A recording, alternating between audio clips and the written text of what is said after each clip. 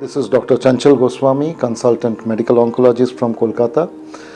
Coming to multigene testing is basically, as the name suggests, in one platform testing multiple genes altogether, because there are so many genes to look for in detecting cancer and how to treat it.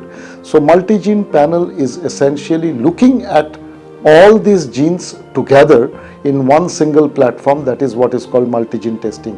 तो एक ही आधार पे सारे jeans को एक साथ जांच करने का नाम है मल्टीजीन टेस्टिंग। देखिए, हर एक कैंसर का अलग अलग ढंग है, हर कैंसर का एक प्रेडिक्टेबल पैटर्न नहीं है।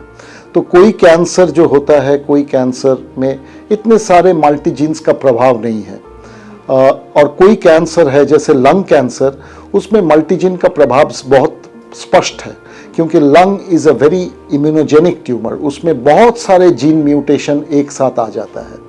तो हर कैंसर में जब इलाज करते हैं, बिकॉज आजकल का ज़माने में most of the cancers are treated by not only chemotherapy but also targeted therapies, immunotherapies and so on and so forth, and sometimes combination of targeted therapy and chemotherapy, immunotherapy and chemotherapy, and there are a lot of other targeted oral therapies. तो इस ढंग के इलाज के लिए ये मल्टीजीन testing is absolutely necessary.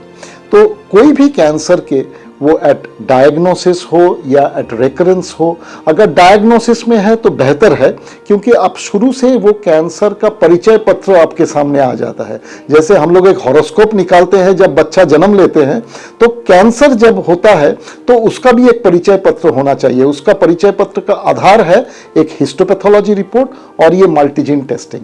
तो उसमें क्या है, वो कैंसर कैसे बिहेव करेगा, उसको कौन कौन दवाई से अच्छा होने का संभावना है, ये सारे चीज उसी से आ सकता है। इसीलिए all cancers for that matter will require multigene testing, either preferably at diagnosis, और if it has not been done at diagnosis, then best is to do when the disease comes back or progresses or recurs. Why it is to be done at diagnosis? Because that's the time when the fresh biopsy tissue is available. तो अगर वो available है, वो tissue जब तक fresh है, उसमें मल्टीजीन testing का डीएनए एक्सट्रैक्शन सबसे बेहतर होता है। क्योंकि जब बाद में बीमारी मान लो 5 साल 6 साल बाद रिकर हुआ है, तो you may not get that tissue in proper space, or the patient may not agree for a rebiopsy.